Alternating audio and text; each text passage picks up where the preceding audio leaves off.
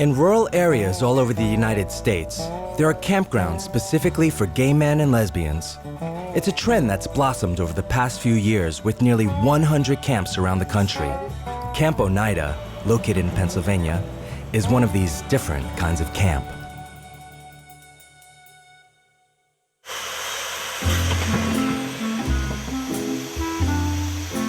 I made the mistake of saying I was going camping every week, and Anthony reminded me this is not camping, this is camp. You got a saw? Bow saw or something like that?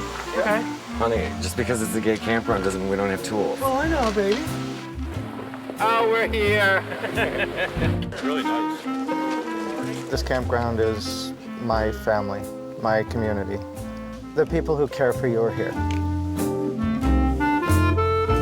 It's not a bears camp, it's not a leather camp, it's not a drag camp, but it's got all those communities in it. I think our youngest seasonal is about 25, 26, and our oldest seasonal is in his 70s. We have people come to Oneida from everywhere. From Washington, D.C., from Rochester, from Syracuse, Philadelphia, New York, and then all the little small towns in between. I mean, there are people here who don't know you're from Adam, and they're willing, can we give you a hand? Do you need anything? I look forward to it every weekend. Okay, it's Wednesday, I only have 2 more days. And a lot of the lesbians don't have, quote unquote, a lesbian campground to go to, whereas Oneida welcomes them. We're all family. And that's what our family values are. We all watch out for one another up here.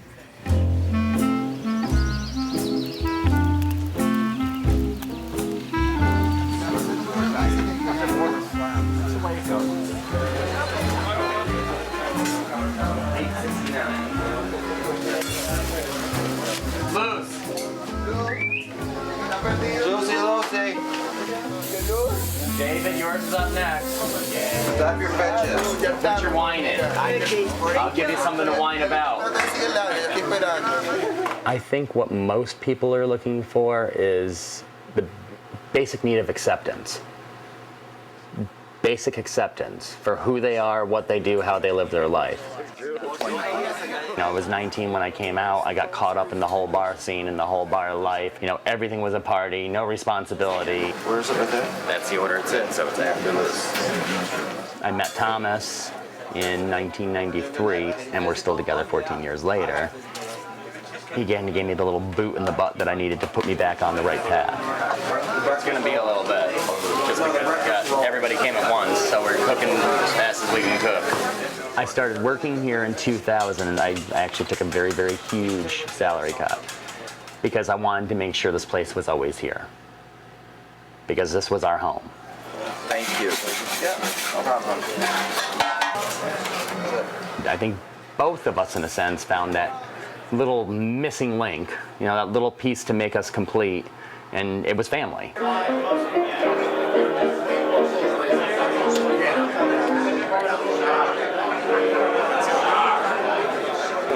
Grab the plates from table 3. Got it. 4, it's Chris. Go to 4. I heard it last.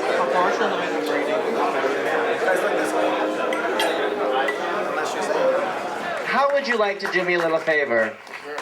How would you like to lay a few people?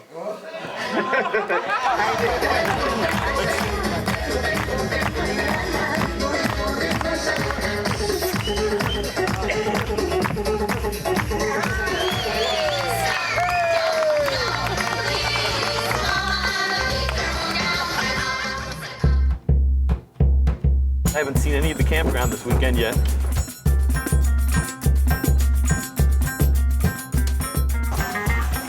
We probably have about 15 golf carts on the campground right now. And we got areas now where just strictly golf cart parking. This is Anthony's right here. Anthony and Kevin. How's the deck going? Hey guys. This is the builder's weekend, huh? I have to move the whole deck out away from the trailer so I can put the supports up to put a roof over it. Yeah, and of course, we had to go to our favorite toy store, Home Depot, the other day, because I said to him, you need a tool. I'm sure you need a power tool, because he uses the power tools, but I like buying power tools. So I guess the trick is we have to move this out a bit, huh? Well, pulling it forward means taking all the supports and everything else out and But it's nice because when it comes time to do the roof, there's a bunch of people. I'm going to have a roof raising party. It's nice to have that sense of community. But even people at camp, I go down and help other people that need help. And many hands make light work. And these people that's what I love about this. They will be here in a heartbeat. When I say it's time, well, I mean, it might not hurt that I have food and some cocktails mixed up, but they'll be here. Like I always say, you take a gay man into the woods, he redecorates. And we redecorate here. We have a lot of fun here. The style of decorating is very varied. I miss that, Gene. I don't decorate. Under Orion's starry sky, I lie in the moonlit garden. You can just let it all go. Be as gay as you want, be as silly as you want. Oh, why does it have to end? It's almost a necessity to flare it up and kind of be able to express yourself that little bit more that you can't get away with in your own home community. Samson and Beasley. You can see what the person is going to be like just from looking at their site.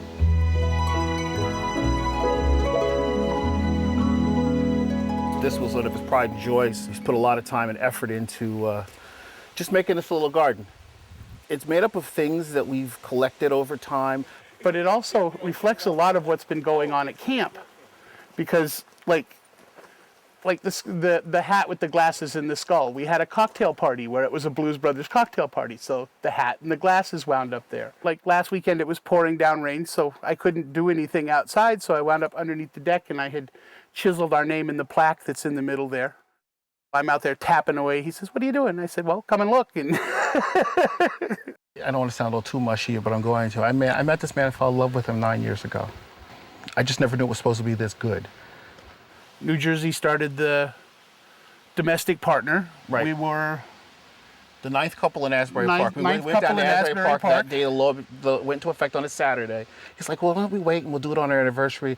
He didn't want to remember one other date. It's really what it was. And it's no longer groom and bride. It's now partner A and partner B.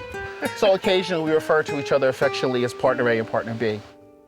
We did it right in our living room that night. Our biggest celebration is the day we met. That's right. This is a picture of my partner and I cutting down trees, acting like real lumberjacks. Yeah, lumberjacks. I met him when I was 20 years old. I looked at him from the moment I saw him and I said, he's the one. I didn't have a doubt in my mind.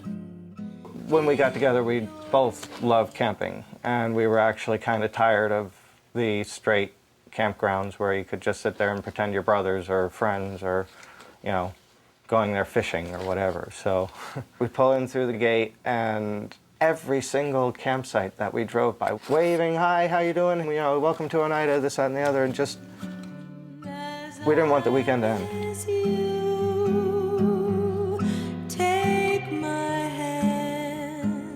He was losing weight, feeling awful.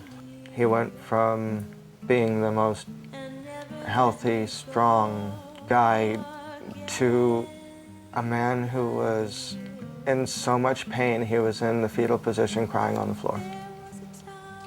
No warning, no nothing. He was diagnosed with cancer. I came up here, there were people bringing up recliners for my partner to just sit in and be comfortable instead of being so skinny sitting in these plastic chairs, you know, trying to have any cushion. People bring brownies or cakes or food, or the outpouring of love. And the feeling like I wasn't doing this alone. That's what this campground is. I mean, that's the reason why I'm here. He died of non-Hodgkin's lymphoma. He was a wonderful man. Greatly missed by a lot of people here, especially me, obviously.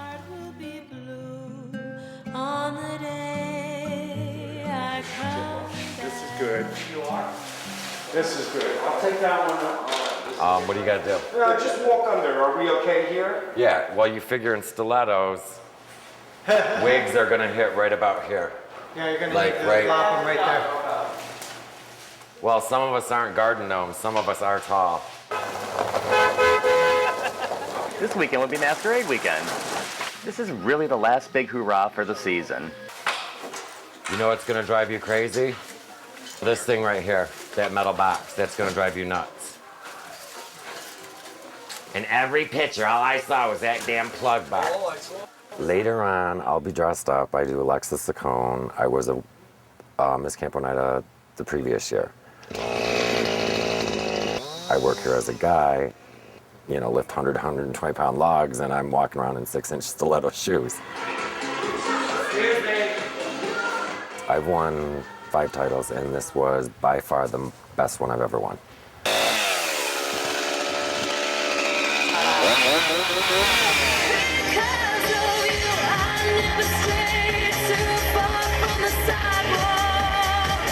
Before I came here, I was always really, really nervous as far as performing. Up here, they gave me the self-confidence to do what I want to do.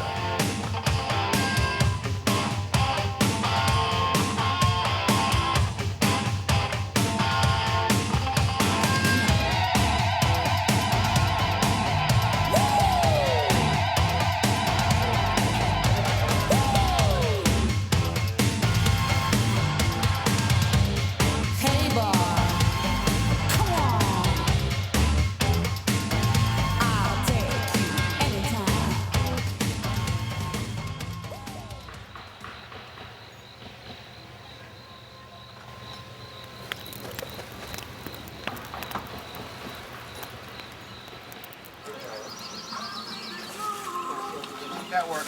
Hello, hello. Hello, hello. You guys hungry? Let's do some construction. Across the way they're like, aren't you supposed to be up on that roof? Because Anthony was just doing a layout. And I said, no, I have dishes to do.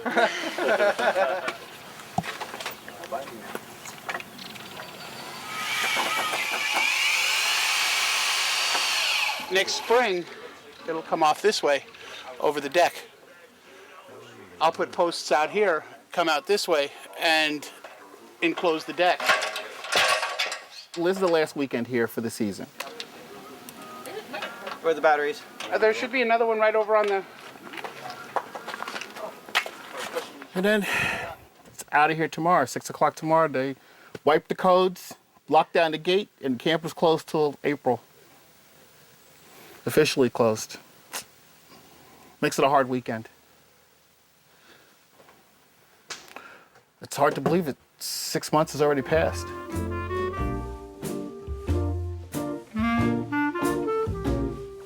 It's gonna be tough not, like, waking up Thursday saying, what do I have to put in the car for Friday because we're going to camp?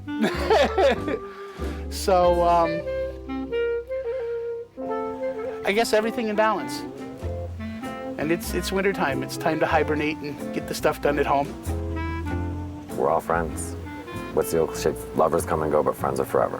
And these people up here are forever. Because that's the sad part, is you don't know from season to season. God forbid somebody doesn't come back, so that's why we all try to stay close. Me, it's dark, I cannot see. Why does this rain pour down? I'm gonna drown in a sea of deep confusion. In the beginning, you look and say, oh, it's 6 months, and the next thing you know, it's that 6 months is gone. And then, of course, it starts, and then you blink and it's done, and 6 months have gone by, and those 6 months in the winter seem to just go forever. And you'll find you gotta hold on. Look up to the sky, something's coming up